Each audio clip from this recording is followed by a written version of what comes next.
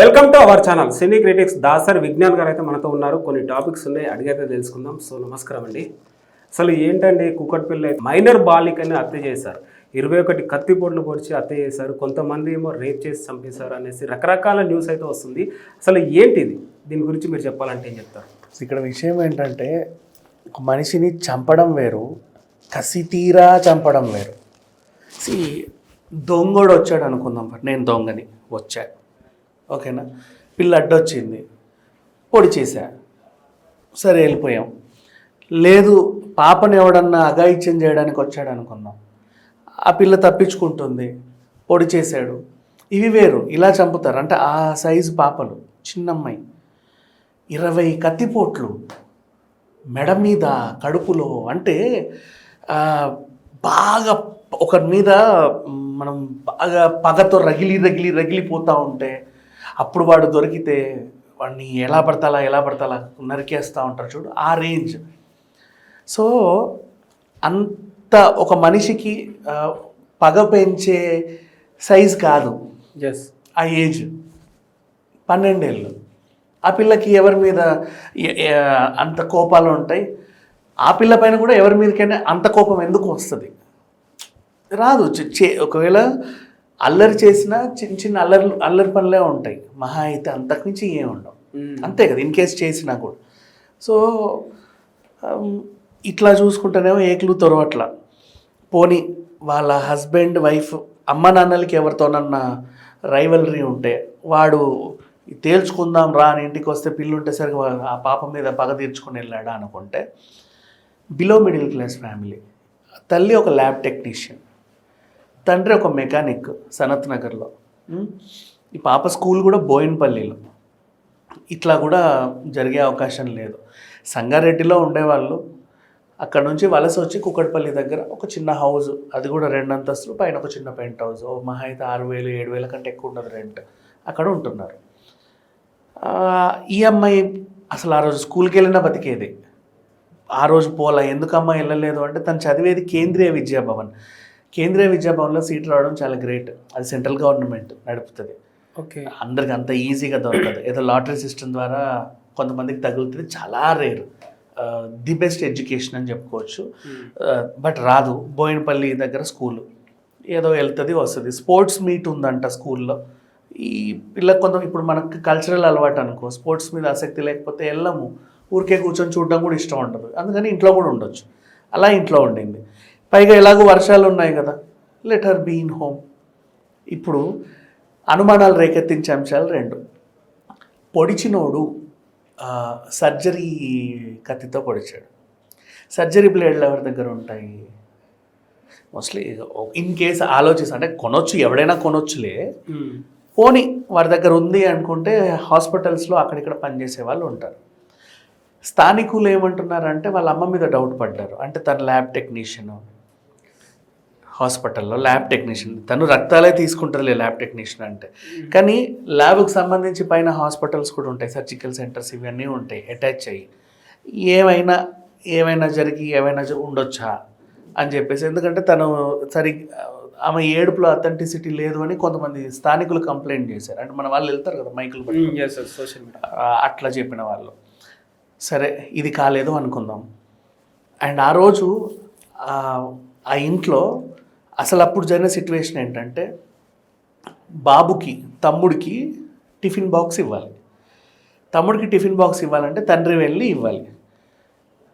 ఎవరికో చెప్పింది, వెళ్ళి ఒకసారి ఆ బాక్స్ ఇస్తారు, తీసుకెళ్ళి నా కొడుక్కి ఇవ్వండి అని. తలుపేసి ఉందమ్మా అని అన్నాడు వచ్చినోడు. అవునా, తలుపేసి ఉందంట, పాప లేదు, ఒకసారి వెళ్ళి చూడవా అని తండ్రికి, అంటే హస్బెండ్కి చెబితే భర్త వెళ్ళాడు. తను తీసేసరికి కూతురు అలా ఉండింది. ఇప్పుడు మళ్ళీ అదే సీన్లోకి వెళ్దాం. స్కూల్కి క్యారేజ్ ఇవ్వడం అనేది టాస్క్ ఇప్పుడు, ఓకేనా. స్కూల్ ఎక్కడుందో తెలుసా? వీళ్ళ ఇల్లు ఏదైతే ఉందో ఇంటి పక్కన ఒక చిన్న బిల్డింగ్ ఉంటుంది, చిన్న బిల్డింగ్, ఆ బిల్డింగ్ పక్కనే స్కూల్. ఓకే, సింపుల్ చెప్పాలంటే మీ ఆఫీస్కి ఒక మెస్కి ఎంత దూరమో అంత కూడా కాదు, ఇంకా పక్కనే. ఓకే, అంటే టిఫిన్ బాక్స్ కంటే పాప కూడా దిగి తమ్ముడికి ఇచ్చి మళ్ళీ పైకి రావచ్చు. అంటే పాప వెళ్ళలేని పరిస్థితుల్లో అయితే లేదు. మరి ఆ టైంలో పాపే ఇవ్వచ్చు, వేరే ఒకరికి ఎందుకు ఈ టాస్క్ ఇచ్చారు అనేది క్వశ్చన్. ఓకే. మరి దీన్ని ఎలా ఛేదిస్తారో తెలియదు. పోలీసులు కూడా చాలా సీసీటీవీ కెమెరాలన్నీ జల్లెడబట్టి 2-3 నిందితుల్ని తీసుకెళ్లారు. అంటే నిందితులు అని వాళ్ళు అనలేము, అనుమానితులు, అనుమానంగా ఉంటాయి కొంచెం. అంటే భయంగా ఏదో మైండ్లో పెట్టుకొని తిరిగే వాళ్ళు ఉంటారు కదా, ఆ బిల్డింగ్ వాళ్ళైనా సరే వాళ్ళైనా తీసుకెళ్ళి విచారిస్తున్నారు. సీసీటీవీలో చూస్తే అలా తిరిగిన వాళ్ళని కూడా ఏమనలేము. ఎందుకంటే పక్కన హత్య జరిగిందంట, చిన్న పాపను ఎవరో చంపేశారంట, ఏదో అయిందంట, పోలీసులు వచ్చారంట. అంటే అందరికీ ఒక భయం ఉంటుంది చుట్టుపక్కల ఉండే వాళ్ళకి, అమ్మో ఏదో అయింది ఇక్కడ. అలా కూడా వాళ్ళ ఫేస్లో ఏమన్నా అనుమానాస్పదంగా ఎక్స్ప్రెషన్స్ ఉన్నా కూడా వీళ్ళు తీసుకెళ్ళడంలో కూడా తప్పులేదు. ఎందుకంటే అందరినీ విచారించాలి. మరి జరిగింది అంత పెద్ద కాలనీలో, నట్టింట్లో జరిగింది. మరి ఎవడో ఒకడు ఏం చేశాడో తెలియాలి కదా. ఇప్పుడు ఈ పాపనే కాదు, పాప ఇంటి పక్కనే ఒక స్కూల్ ఉంది. మరి అట్లా ఎంతమంది పిల్లలకి ఇంకేమైనా ఉండొచ్చు కదా, చెప్పలేం. సో అట్లా కూడా ఆలోచిస్తున్నారు. మంచిదే వాళ్ళ ఇన్వెస్టిగేషన్. ఇప్పటివరకు అయితే అసలు విషయం తేలలా. బట్ అసలు క్యారేజ్ ఆ పిల్లే తమ్ముడికి ఇచ్చి రావచ్చు సైజ్ అది. ఇంటిమేట్లు దిగ్గానే పక్కన చిన్న బిల్డింగ్, పక్కనే పిల్లోడి స్కూల్ పక్కనే. అది రావుస్ స్కూల్ అంట, రావు స్కూల్, ఆ స్కూల్ పేరు పక్కనే ఇవ్వచ్చు. ఓకే. కానీ ఎవరికో ఫోన్ చేసి క్యారేజ్ ఇచ్చి పాపం పిల్లోడికి ఇవ్వండి అని చెప్పే సైజ్ కాదు.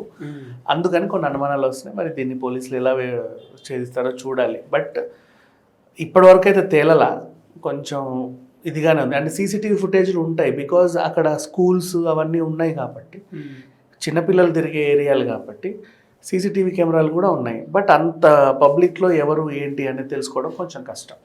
ఇంకోటి అక్కడ ఉన్న ప్రధాన నిందితులు ఏమనంటున్నారు అంటే అక్కడ సీసీ కెమెరాస్ కూడా లేవు. అసలు ఆ బిల్డింగ్ కూడా ఒక బోర్డు పెట్టారు, బాయ్స్ నాట్ అలౌడ్, ఓన్లీ డ్రైవర్సే రావచ్చు అనేసి కూడా బోర్డు పెట్టారు ఆ బిల్డింగ్కి. ఎందుకంటే మా మీడియా కూడా వెళ్ళింది అక్కడికి. సో అది కూడా ఒక చాలా కన్ఫ్యూజన్ ఉంది. ఎందుకంటే ఆ బిల్డింగ్ లోకి ఎవరు వెళ్ళారు, వెళ్తే వాళ్ళ ఫ్యామిలీ. నాకు అర్థం కాదు, డ్రైవర్స్ ఓన్లీ అలౌడా? అక్కడ బోర్డు పెట్టారు. డ్రైవర్లను పెట్టుకునే స్తోమతున్న బిల్డింగ్ కాదు కదా అది. అక్కడైతే బోర్డు పెట్టారు.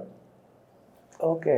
ఆ ఇంటికి అది చిన్న ఇండిపెండెంట్ హౌస్, పైన పెంట్ హౌస్ లేదు, 3 floors ఉంది. వాళ్ళంటే సెకండ్ ఫ్లోర్ లో ఉంటుంది. అదే పైన చిన్న పెంట్ హౌస్ టైప్ ఒక హౌస్ లో ఉంటున్నారు వాళ్ళు. డ్రైవర్స్ నాట్ అంటే వాళ్ళు డ్రైవర్లను పెట్టుకునే స్తోమత కూడా లేదు వాళ్ళ ఇంట్లో. యాక్చువల్గా బోర్డు అయితే పెట్టారు, బాయ్స్ నాట్ అలౌడ్ అనేది పెట్టారు. మరి మేబీ ఇన్సిడెంట్ అయిన తర్వాత పెట్టారో ముందే పెట్టారో తెలియదు. అదొకటి. మా ఇన్సిడెంట్ అయిన తర్వాత మార్పులు చేయడానికి ఉండదు, చేయలేరు అలా. లేదు అట్లా కూడా చేయొచ్చు. అంటే మీడియా వాళ్ళు వాళ్ళని వీళ్ళని వస్తున్నందుకు కూడా బోర్డు పెట్టారో చెప్పలేము. బట్ మీరు ఎప్పుడు వెళ్ళారు? ఇన్సిడెంట్ అయిన నెక్స్ట్ డే వెళ్ళాము. నెక్స్ట్ డే వెళ్తే ముందు నుంచే ఉన్న బోర్డు ఉందన్నారు అక్కడైతే, ముందు నుంచే ఉంది. బట్ ఆడవాళ్ళు ఉండే ఫ్యామిలీస్ ఉండే ఇది కాబట్టి జెప్టో పిల్లలు, జొమాటో పిల్లలు, బ్లింకిట్ పిల్లలు లోపలికి రాకుండా గేట్ దగ్గరకే వచ్చి మీకు ఏదో వచ్చింది అని చెప్తే వాళ్ళు వచ్చి తీసుకెళ్ళి. ఇంకోటి మరికొంతమంది అక్కడ ఉన్న వాళ్ళు ఏం చెప్తున్నారంటే పక్క గదిలో బాగా డ్రగ్స్, గంజాయి తాగే వాళ్ళు ఎక్కువ ఉంటారు, చాలా అల్లరి చేస్తుంటారు, చాలా ప్రాబ్లమ్స్ కూడా ఫేస్ చేసే మనిషి కూడా చెప్తున్నారు. సో మేబీ ఆ ఇన్సిడెంట్ ఇక్కడ ఏమన్నా సింక్ అయ్యి. 1 second, ప్రతి బస్తీలో బస్తీ పిల్లలు ఉంటారు. బస్తీ పిల్లలు అంటే ఒక గ్రూప్గా జాయిన్ అయ్యి ఉంటారు. సిగరెట్లు మందు తాగుతారులే, అది కాదనిలేము. బట్ డ్రగ్గులు తీసుకుంటారు, గంజాయిలు తీసుకుంటారు అనేది మాత్రం నేను I can't believe. Why? Because అంత టైట్ కాలనీలో నువ్వు డ్రగ్స్ గంజాయిలు తీసుకుంటే పక్కన స్కూల్స్ అవి ఉన్నాయి, అందరి ఇళ్లలో చిన్నపిల్లలు ఉన్నారు, అందరూ ఫ్యామిలీసే ఉన్నారు. అట్లాంటి వాతావరణంలో వీళ్ళు ఉంటే ఖచ్చితంగా పోలీస్ కంప్లైంట్లు వెళ్తాయి. స్కూల్ ఉన్న దగ్గర ఇట్లాంటివన్నీ చేయలేము కదమ్మా. అంటే రావు స్కూల్ కూడా it's not a joke school, పేరుంది దానికి, మంచి పేరున్న స్కూల్ అది, మంచి ర్యాంకులు కూడా వస్తాయి వాళ్ళకి. అట్లాంటి స్కూల్స్ ఉన్న చోట ఉండరు. బస్తీ పిల్లలు అయితే ఉంటారు కొంతమంది, ఏ బస్తీలో అయినా గుంపులు కూర్చుంటారు కదా. మేబీ అట్లా కంప్లైంట్స్ ఇచ్చి ఉండొచ్చు. అంటే ఎలాగో టైం వచ్చింది కాబట్టి అన్నీ ఒకేసారి సమస్యలన్నీ తీర్చుకుందాం అనే కాలనీ వాళ్ళు కూడా ఉంటారు. సో ఫైనల్గా ఈ ఇన్సిడెంట్ గురించి చెప్పాలంటే ఏం చెప్తారు? ఇలాంటి జరగొద్దు అనేది చెప్పలేం, కానీ అసలు ఆ నిందితుడు కావాలి. వై? బికాజ్ నువ్వు ఆ పిల్లని సరే అత్యాచారం చేయడానికే వచ్చావనుకుందాం, ఫర్ ఎగ్జాంపుల్ చంపావు, సరే ఏదో రకంగా. పోనీ ఆ ఇంటికి దొంగతనానికే వచ్చావు, చంపావు, 2 రకాల సీన్లు. లేదా వాళ్ళ కుటుంబం మీద పగతో వచ్చావు, చంపావు. అంత పొడవాల్సిన అవసరం లేదు ఆ పిల్లని. 12 ఏళ్ల పిల్ల, నువ్వు గొంతు కోస్తేనే ప్రాణం పోయింది అప్పటికే.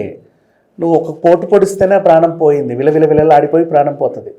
అట్లాంటి పిల్లని అన్ని పోట్లు అంటే అసలు గొంతులోనే 16-17 పోట్లు గొంతులో. దాని ఎట్లా ఉంది చూడు. అంటే అంత రక్తపు మడుగులో పిల్ల ఉంటుంటే నువ్వు చూసి ఎంజాయ్ చేయాలనుకుంటున్నావు. అంటే అంత కసి ఎందుకు వచ్చింది అనేది. పోనీ 16 ఏళ్ళ పిల్ల 17 ఏళ్ళ పిల్ల అనుకుందాం, నీకేమైనా ప్రేమ వ్యవహారం ఉందేమో, ఒప్పుకోలేదో, అందుకు మొహాల మీద యాసిడ్లు పోసే వాళ్ళు వస్తారు, కొంత ప్రేమోన్మాదులు అంటారు వాళ్ళని. ప్రేమోన్మాద వచ్చే సైజు కూడా కాదా, చిన్న అమ్మాయి అది అంత పొడవాల్సిన అవసరం లేదు. అందుకు వాడు కావాలని కోరుకుంటున్నాను. ఒకసారి ఇలాంటి వాళ్ళని ఎన్కౌంటర్లు చేస్తే నెక్స్ట్ వచ్చేవాడు భయపడతాడు. వీళ్ళకి మామూలు శిక్షలు ఉండొద్దు, బహిరంగంగానే ఎన్కౌంటర్లు చేయాలి. సీరియస్లీ, నేను ఒక మనిషిని చంపమని చెప్పట్లేదు, బట్ నువ్వు చేసిన నేరం అట్లాంటిది. అంత చిన్న పిల్ల కదా అది. Okay, thank you.